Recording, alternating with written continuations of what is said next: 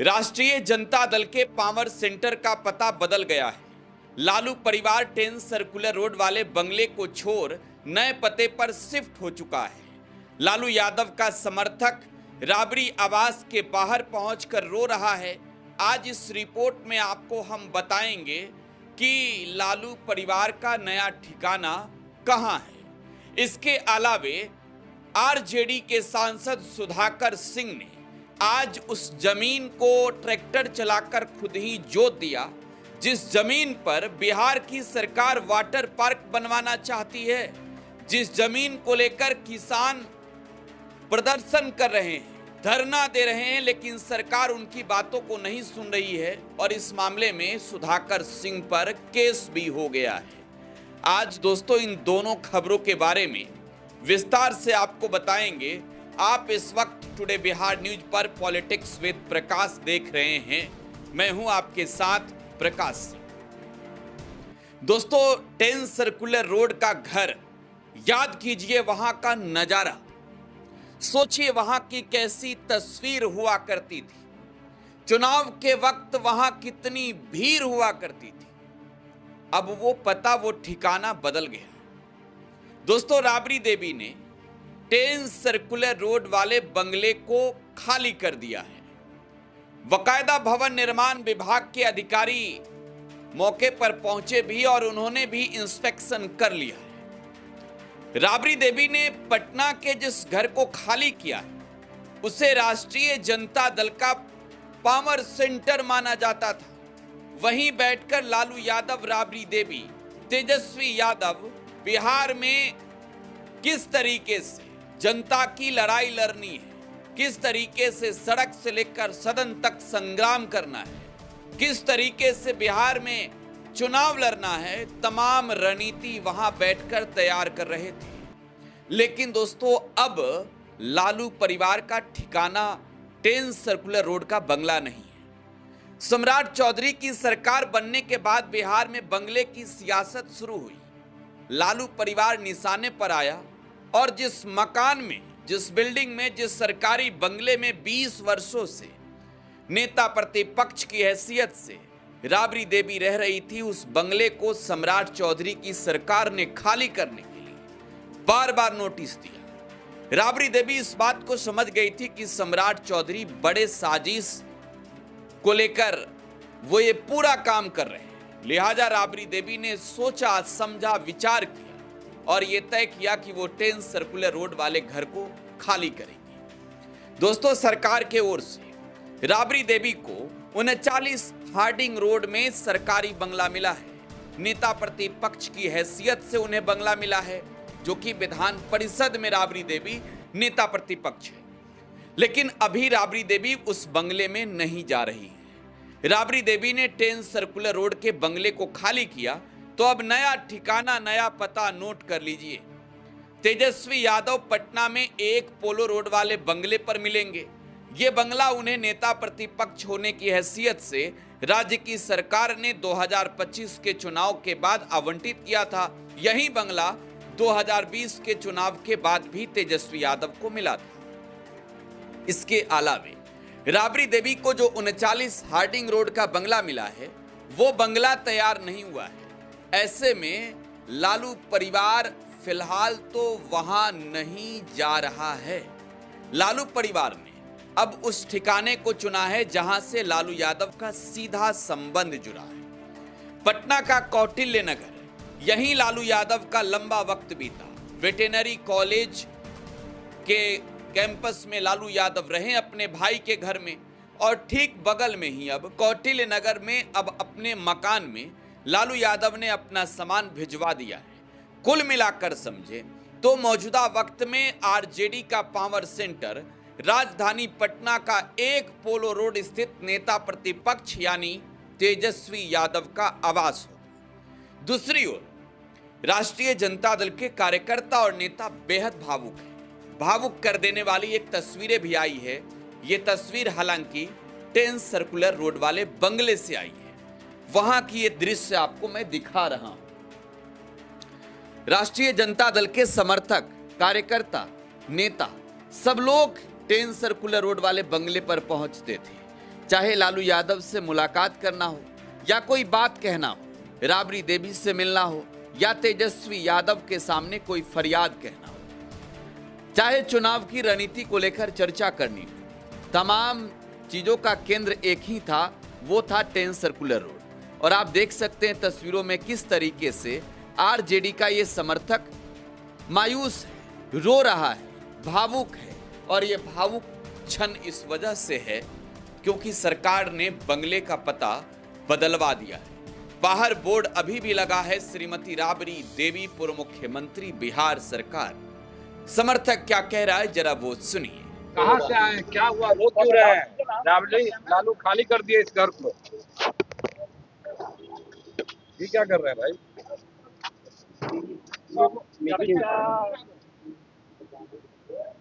लोगों पीछे कर लो भाई,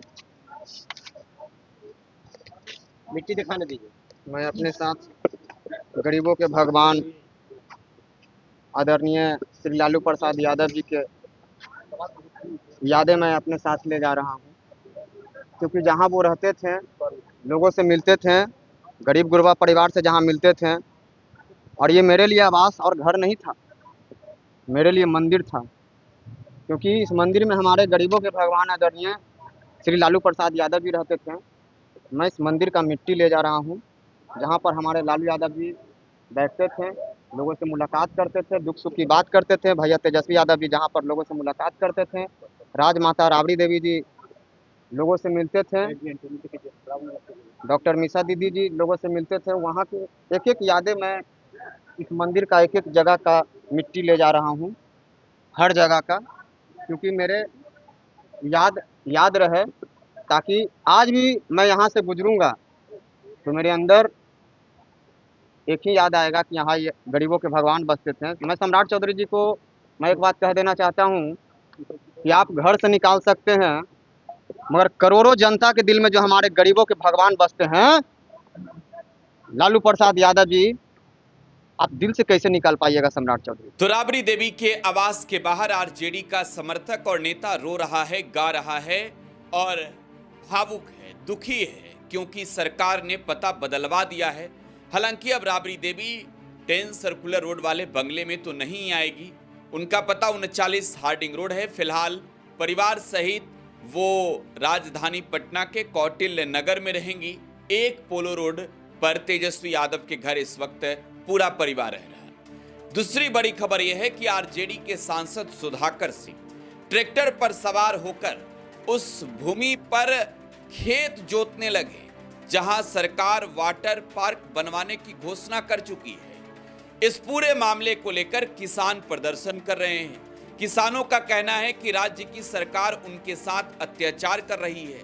साथ जिला प्रशासन ये कह रहा है कि ये जमीन जो है गर्मजरुआ है, उसमें भी उस किस्म का है जिस पर हक सरकार का होता है। ऐसे में बिहार सरकार वहां पर वाटर पार्क बनवाएगी, लेकिन किसानों की समस्या सुनने पहुंचे आरजेडी सांसद सुधाकर सिंह का आरोप है कि उनके साथ पुलिस कर्मियों ने वहां बदसलूकी की, डिटेन करने की कोशिश किया। आरजेडी सांसद ने प्रेस कॉन्फ्रेंस भी किया और कहा कि किसानों को अगर हक नहीं मिला तो फिर इसके लिए बड़ी लड़ाई होगी। सुधाकर सिंह ने इस बात की घोषणा की कि ये किसानों का जमीन है, किसानों का ही रहेगा। सुधाकर सिंह को सुनिए।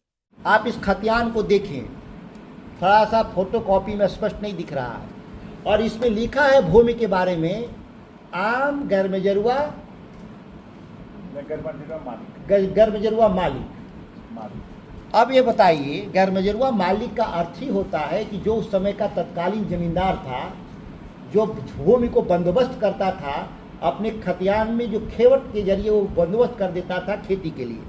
और बंदोबस्ती जो थी उसकी, वो जब देश आज़ाद हुआ उस समय भी ये बंदोबस्ती कायम रहा, खतियान कायम, उसका जमाबंदी कायम रहा, रजिस्ट्री। इसके बाद 1961 में वो ज़मीन रजिस्ट्री भी की जाती है दूसरे को, उस समय भी फिर जमाबंदी कायम होती है, दाखिल खारिज होता है, कोई सरकार उस पर ऑब्जेक्शन नहीं लगाती। 2006 में जो मोतिहारी से मुजफ्फरपुर जो हाईवे है 4 लेन जब बन रहा था, तो उस ज़मीन से, उसी ज़मीन से जब ये रोड निकला 4 लेन, तो किसानों की मालकियत के आधार पे सरकार ने भूमि अधिग्रहण कानून के तहत पैसा उसमें भुगतान करने का काम किया। अधिग्रहण के जरिए उस जमीन को हासिल किया गया। सवाल जब है कि उसी मौजे में, उसी खाता खतियान में 2006 में जब ये भारत सरकार जब रोड निकालती है तो बाकायदा उसकी मिल्कियत को आधार मान करके पैसा का भुगतान करती है। कौन ऐसी परिस्थिति हुई 20 साल बाद 2026 में कि वह जमीन जो गैरमजरूआ मालिक जमीन थी, अंचलाधिकारी को रातों रात सपना आता है यहाँ का कि वो जमीन बिहार सरकार की है, और वो केस दर्ज करता है 10/3/2026 को, मार्च में 10 मार्च को केस दर्ज करता है और कहता है उसमें खतियान में लिखा है गैरमजरूआ मालिक, ये कहता है कि गैरमजरूआ जर पेशकीदार, इसका नेचर बदल देता है। इस तरह का अपराधी ये अंचलाधिकारी जो जमीन के खतियान के नेचर को बदल देता है। इसके बाद जो भ्रष्टतम एडीएम यहाँ का है मुकेश कुमार सिन्हा जो एडीएम है, भ्रष्टतम अधिकारी इस राज्य का, किसानों द्वारा दस्तावेज दिया जाता है कि ये हमारा गैरमजरूआ मालिक नेचर है, ये पेशकीदार कैसे आपने कर दिया, जर पेशकीदार कैसे कर दिया, कोई सुनता नहीं है। और आप ये फैसला कर देता है 29 मई को, तकरीबन 1 महीना 19 दिन के भीतर यह टोटल सुनवाई करके जमाबंदी को रद्द कर देता है। 22 जून को नापी होती है, 23 जून को ठेकेदार वहां पर जेसीबी लेके पहुंच जाता है।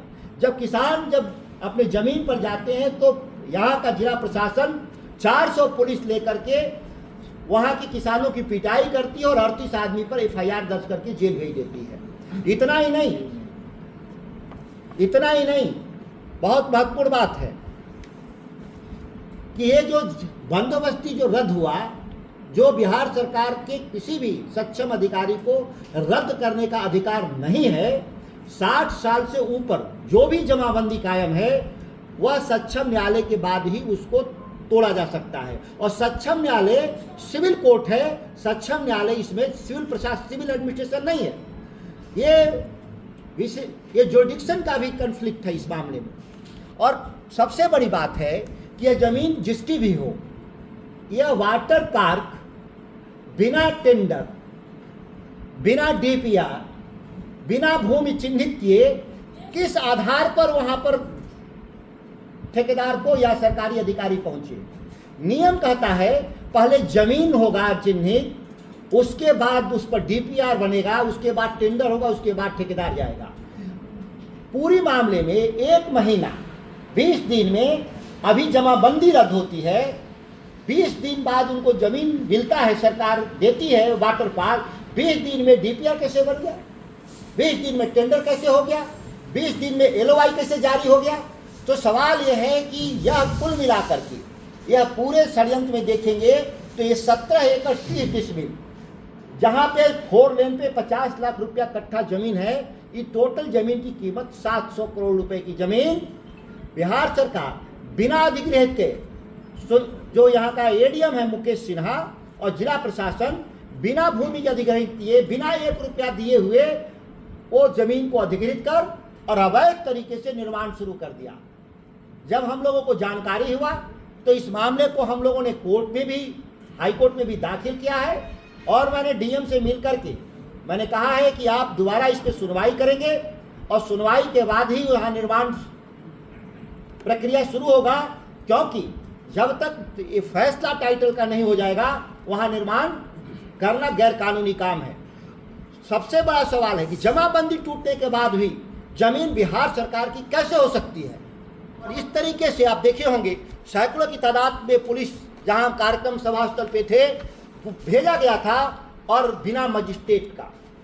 कानून कहता है कोई भी इस तरह की समस्या आएगी तो सिविल एडमिनिस्ट्रेशन का सिविल एसडीओ डीएम स्थल पे रहेगा, अंचलाधिकारी, और पुलिस उसके नेतृत्व में काम करेगी। लेकिन वहां सैकड़ों की पुलिस थी, कोई भी सिविल एडमिनिस्ट्रेशन का अधिकारी नहीं। ये भारत तिवारी का जिस तरीके से इनकाउंटर किया है आरा में, उस तरह से यहाँ के किसानों को और हमको इनकाउंटर करने के लिए पुलिस भेजा गया था। यह मेरा आरोप है जिसकी जांच होनी चाहिए, निष्पक्ष जांच होना चाहिए। और मैं लोकसभा के स्पीकर को इस बात को लिखित में मैं दूंगा कि हम जब जा रहे थे कार्यक्रम में तो मुझे किस बिना पर जिला प्रशासन बिना मजिस्ट्रेट का और बिना वारंट का डिटेन करने का हमको कैसे प्रयास किया।